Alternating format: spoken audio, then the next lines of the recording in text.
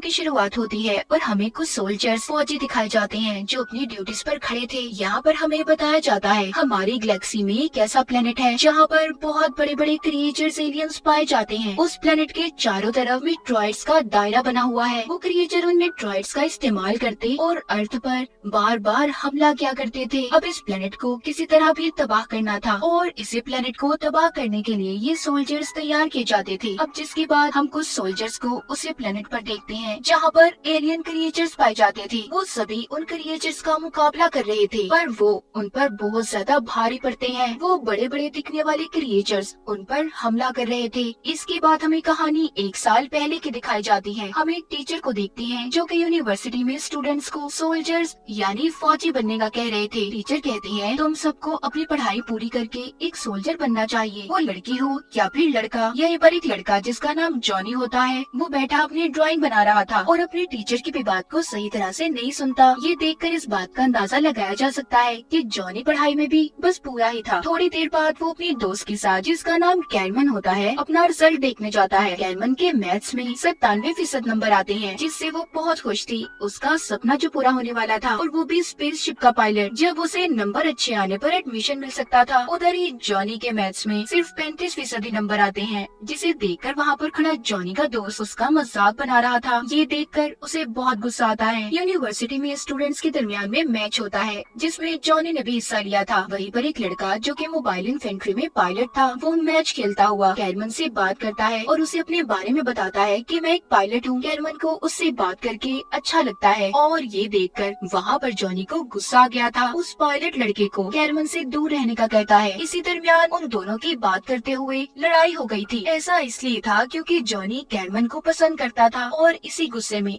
Johnny ने match को जीत भी लिया था। अब जब वो घर आता है तो अपने मॉम डैड से मोबाइल इन्फेंट्री में जाने की बात करता है, जिस पर उसके डैड उसे मना कर देते हैं, ये कहकर कि वहाँ पर जाकर तुम्हारी जान को भी खतरा हो सकता है और हम ऐसा नहीं चाहते कि हमारी बेटी को कोई भी नुकसान हो। पर जॉनी की मॉम इस बात को समझ जाती है कि जॉनी कैरमन के पीछे मोबाइल इन्फेंट्री में जाना चाहता है और इसीलिए अब वो अपने बेटे की खुशी की खातिर मान भी गई थी। जिसके बाद हमें मोबाइल इन्फेंट्री दिखाई जाती है जहाँ पर जॉनी और कैरमन अपने फॉर्म को जमा करवाने आए थे। तभी यहाँ पर जॉनी का दोस्त भी आ जाता है जो यहाँ पर साइंटिस्ट की पोस्ट पर आया था। अब इन तीनों को अलग अलग हिस्से में भेज दिया जाता है। कैरमन को वहाँ पर जहाँ पर पायलट्स को स्पेसशिप उड़ाने की ट्रेनिंग दी जाती थी, जॉनी के दोस्त को उस जगह पर जहाँ बहुत से क्रिएचर्स को पकड़ कर रखा जाता और उन पर एक्सपेरिमेंट किए जाते थे, जबकि जॉनी को उस प्लेनेट पर भेज दिया जाता है जहाँ पर सोल्जर्स फौजी बनने की ट्रेनिंग दी जाती थी। ये सुबह होते ही अपने अपने प्लेनेट्स पर निकल गए थे जहाँ पर इन्हें ट्रेनिंग दी जानी थी। जॉनी भी अपने सोल्जर्स ट्रेनिंग में आ गया था। वहाँ पर एक बहुत सख्त ऑफिसर था जिसने इन्हें ट्रेनिंग देनी थी। थोड़ी देर के बाद उधर एक और लड़की आती है जो जॉनी के साथ ही पढ़ा करती थी और उसे पसंद भी करती थी, मगर इस बारे में जॉनी कुछ भी नहीं जानता था। खैर अब इनकी ट्रेनिंग शुरू हो जाती है। ऑफिसर सबसे चाकू से बोर्ड पर निशान लगाने का कहते हैं। यहीं पर एक लड़का बोलता है कि अगर हमें गन बंदूक से ही लड़ना है तो चाकू का क्या काम। ये सुनकर ऑफिसर चाकू को लेकर उसकी तरफ फेंकता है जो सीधा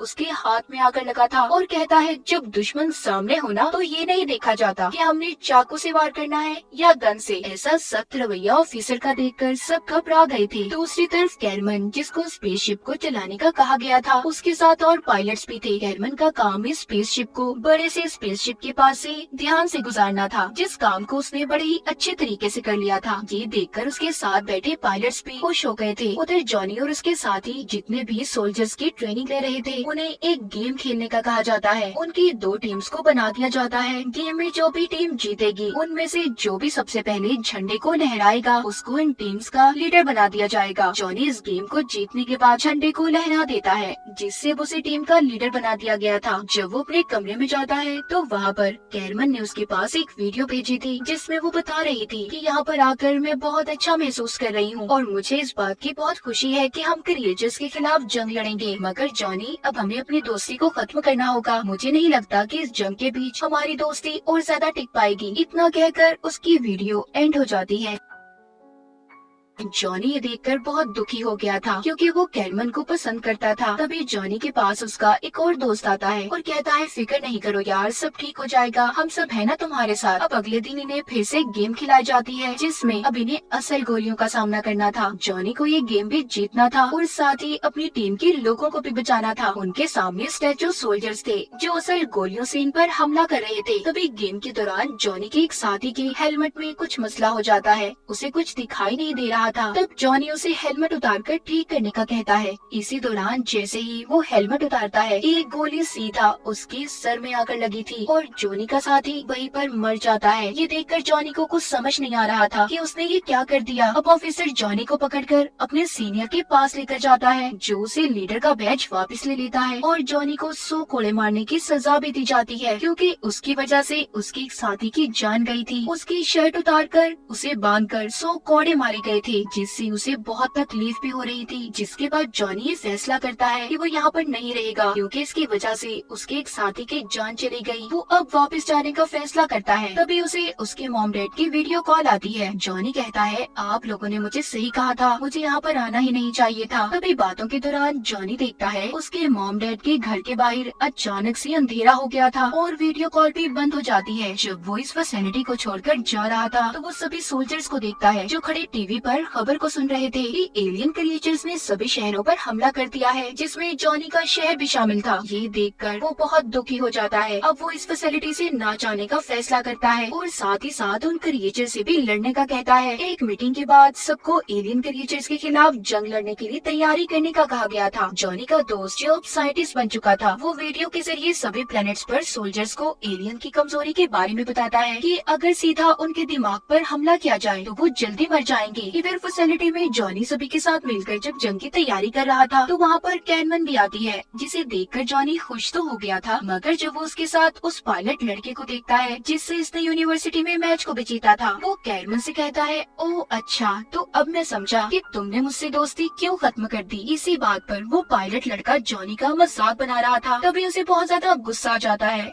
जिससे उस पायलट लड़के और जॉनी के दरमियान में लड़ाई हो गई थी। इस लड़ाई में जॉनी बहुत ज्यादा जख्मी हो जाता है इसीलिए उसे हॉस्पिटल भेज दिया गया था। अब उसके पास उसके दोस्त आते हैं जिसमें वो लड़की भी थी जो जॉनी को पसंद किया करती थी। ये सब मिलकर जॉनी को कहते हैं कि फिक्र नहीं करो, हम है ना तुम्हारे साथ। और साथ ही अब इन्होंने बाजू पर एक जैसे टैटू को भी बनवा लिया था। अब ये सभी एलियन क्रिएचर्स के प्लेनेट पर जाने के लिए तैयार थे। सब अलग अलग स्पेसशिप में सवार हो जाते हैं। जिस स्पेसशिप में जॉनी था उस स्पेसशिप को कैरमन और पायलट लड़का चला रहे थे। जब ये उनके प्लेनेट की तरफ बढ़ते हैं तो इन्हें अपनी तरफ आती हुई रोशनी दिखाई देती है। कैरमन के साथ बैठी कैप्टन कहती है कि इसका हमें कोई खतरा नहीं, हमने इस पर रिसर्च की है। मगर जब ये थोड़ा सा आगे जाते हैं तो इन्हें पता चलता है कि वो रोशनी कोई आम रोशनी नहीं थी बल्कि एलियंस क्रिएचर की भेजी गई खतरनाक रोशनी थी जो इनके स्पेसशिप को नुकसान पहुंचा रही थी। पर जैसे तैसे करके कुछ स्पेसशिप प्लेनेट पर लैंड कर जाते हैं। उनमें से सोल्जर्स निकलकर एलियंस पर टूट पड़े थे। लेकिन इसी लड़ाई के दौरान जॉनी के एक दोस्त को क्रिएचर एलियन ने मार दिया था जो दिखने में काफी अजीब और किसी बड़ी सी मकड़ी जैसे लग रहे थे। इधर जमीन के फटने की वजह से वो लड़की भी नीचे गिर जाती है जो जॉनी को पसंद किया करती थी। उसे भी एक एलियन क्रिएचर खींच कर ले जा रहा था। तभी सभी सोल्जर्स को वापस जाने का हुक्म दिया जाता है क्योंकि एलियन क्रिएचर्स उन सोल्जर्स पर भारी पड़ रहे थे जैसे उन्हें पहले ही पता हो कि उन पर हमला होने वाला है।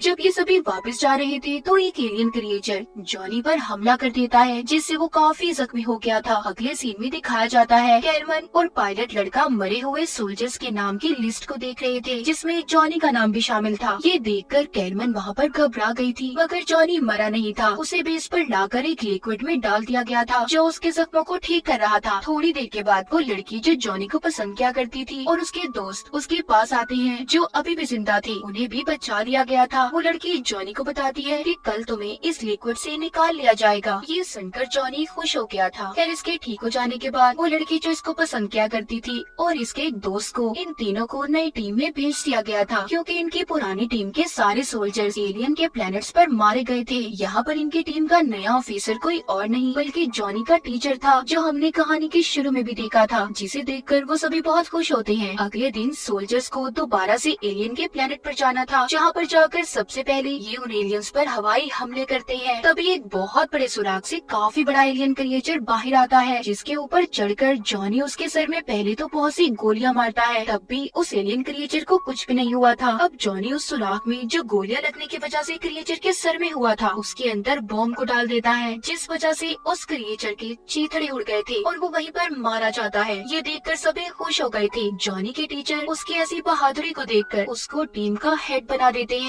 जिसके बाद जॉनी और कुछ सोल्जर्स अपने ऑफिसर यानी कि अपने टीचर के साथ एक बेस पर जाते हैं, जहाँ पर जाकर वो देखे वहाँ पर क्रिएचर्स के हमले की वजह से सभी सोल्जर्स मारे गए थे। जॉनी के टीचर एक सोल्जर के सर में सुराख को देखते हैं और कहते हैं, मुझे लगता है कोई ऐसा क्रिएचर भी है जो इंसानों का दिमाग खाता है। तभी वहाँ पर वो अपनी तरफ बहुत से एलियन क्रिएचर्स को आते देखते हैं, जिन्होंने उस बेस पर हमला कर दिया था। उन्हीं में कुछ एलियन क्रिएचर जुड़ने वाले भी थे, जो अब जॉनी और उसके साथियों पर हमला कर देते हैं। वहाँ पर जॉनी के टीचर उसको मदद बुलाने का कहते हैं। कुछ देर के बाद वहाँ पर कैरमन और पायलट लड़का स्पेसशिप को लेकर आ गए थे। पायलट लड़का सभी को स्पेसशिप के अंदर जाने का कहता है, क्योंकि वहाँ के हालात बहुत खराब हो चुके थे। इसी दौरान जमीन के अंदर से बहुत बड़ा क्रिएचर बाहर आता है, जिसने टीचर को अपनी तरफ खींच लिया था। जॉनी अपने टीचर को बचाने की कोशिश कर रहा था, मगर नहीं बचा पाता। उस क्रिएचर ने टीचर के दोनों टांगों को खा लिया था। टीचर से दर्द बर्दाश्त नहीं होता, इसीलिए वो जॉनी को खुद को मारने का कहते हैं और अपनी जगह उसने जॉनी को अब ऑफिसर बना दिया था। जिसके बाद वो लड़की जो जॉनी को पसंद किया करती थी, वहाँ उस क्रिएचर के मुंह में बॉम्ब को डाल देती है, क्योंकि वो अपने टीचर का उससे बदला लेना चाहती थी। बॉम्ब फटते ही वो क्रिएचर मर गया था। ये देखकर वो खुश होती है कि उसने अपने टीचर का बदला ले लिया। जैसे ही वो पीछे मुड़ी थी, वो इस बात को भूल जाती है कि अभी भी और भी क्रिएचर्स पीछे से आ सकते हैं। तभी क्रिएचर ने पीछे से आकर अपने दांत उसके जिस्म में घुसा दिए थे, जिससे वो काफी ज्यादा जख्मी हो गई थी। जॉनी उसको बचाकर स्पेसशिप में लेकर आता है, मगर रास्ते में ही उसने दम तोड़ दिया था। मोबाइल इन्फेंट्री पहुंचने के बाद सभी मिलकर उस लड़की का फ्यूनरल करते हैं। जॉनी उसकी मौत पर बहुत दुखी था। जिसके बाद वहाँ पर अब जॉनी का वो दोस्त आता है जो साइंटिस्ट बन चुका था। वो बताता है कि मुझे पता चला है उस प्लेनेट पर ऐसा एलियन क्रिएचर भी है जो इंसानों का दिमाग खाता है, तो तुम्हें वहाँ उस प्लेनेट पर दोबारा जाना होगा और उधर जाकर उस क्रिएचर को जिंदा पकड़कर वापस लाना है, ताकि मैं उसके दिमाग पर एक्सपेरिमेंट करके रिसर्च कर सकूं, इस बात का पता लगा सकूं कि उन क्रिएचर्स को कैसे खत्म किया जा सकता है। ये सब सुनकर जॉनी क्रिएचर के प्लेनेट्स पर जाने के लिए दोबारा से तैयार हो गया था। हालांकि वो जानता था कि उसकी जान को खतरा भी हो सकता है।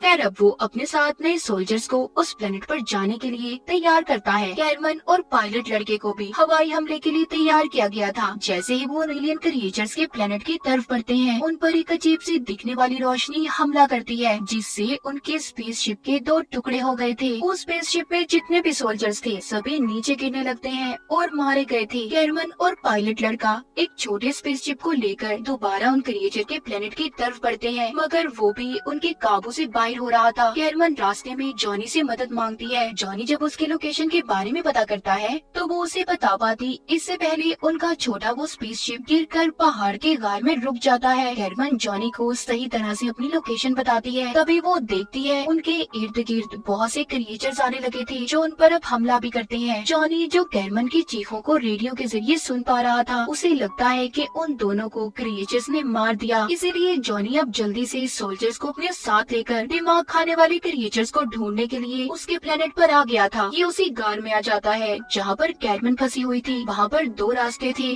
जिससे उसे ये लगता है कि उसे एक रास्ते पर जाकर कैरमन को ढूंढना चाहिए, क्या पता वो जिंदा हो। ये अपने साथ 2 सोल्जर्स को लेता है और उस रास्ते पर चल पड़ता है, जबकि दूसरे रास्ते पर बाकी के सोल्जर्स को जाने का कहता है। उधर कार के अंदर कैरमन और पायलट लड़का अभी तक जिंदा थे। उन्हें चारों तरफ से एलियन क्रिएचर्स ने घेरा हुआ था। वहाँ पर उनके सामने एक बहुत बड़ा क्रिएचर बाहर आता है। ये वही क्रिएचर था जो इंसानों का दिमाग खाया करता था। वो अपना एक नुकीला टेंटिकल पायलट लड़के के सर में मारता है और उसके दिमाग के साथ साथ सारे खून को चूस गया था, जिससे उसकी मौत हो जाती है। जब वो क्रिएचर कैरमन पर हमला करने ही वाला था तो उसने चाकू से उसके टेंटिकल को काट दिया था। कुछ देर के बाद जॉनी भी वहाँ पर पहुँच जाता है। उसके हाथ में बॉम्ब था। वो दिमाग वाले क्रिएचर से कहता है, इसको तुम जानते होगे ना कि ये क्या है? अगर तुमने कैरमन को ना छोड़ा तो मैं सभी को मार दूंगा। ये सुनकर वो क्रिएचर दोबारा से एक बड़े से सुराख में चला जाता है। उसके इर्द गिर्द बहुत से क्रिएचर जमा हो गए थे जो उसे बचा लेते हैं, जिसके बाद वो क्रिएचर्स उन पर हमला करने लगे थे, जिस वजह से जॉनी का एक साथी काफी ज्यादा जख्मी हो गया था। वो अब जॉनी से बॉम्ब को ले लेता है और कहता है तुम सब लोगों को यहाँ से लेकर बाहर चले जाओ, इसके अलावा हमारे पास कोई और रास्ता नहीं है। जॉनी अब उसे बॉम्ब देकर बाकी सबको लेकर वहाँ से निकल जाता है। जॉनी के साथी ने उस बॉम्ब को फाड़कर सभी क्रिएचर्स को मार दिया था। जॉनी और उसके साथ जब बाकी के लोग गार से बाहर आते हैं तो सभी सोल्जर्स उन्हें खुशियां मनाते दिखाई दे रहे थे, क्योंकि सबने मिलकर उस दिमाग खाने वाले क्रिएचर को जिंदा पकड़ लिया था। वहाँ पर जॉनी का दोस्त साइंटिस्ट आता है और कहता है आखिरकार ये क्रिएचर्स हमसे डरने लगे। ये सुनकर सभी खुश हो गए थे। उस क्रिएचर को अब मोबाइल इन्फेंट्री में लाया जाता है, जहाँ पर उस पर टेस्ट किए जा रहे थे। और आखिर में हम एक आवाज को सुनते हैं कि मोबाइल इन्फेंट्री में और भी सोल्जर्स की जरूरत है, तो जल्दी से आए और अपना नाम दर्ज करवाएं। इसी के साथ इस फिल्म की कहानी यहीं पर खत्म हो जाती है।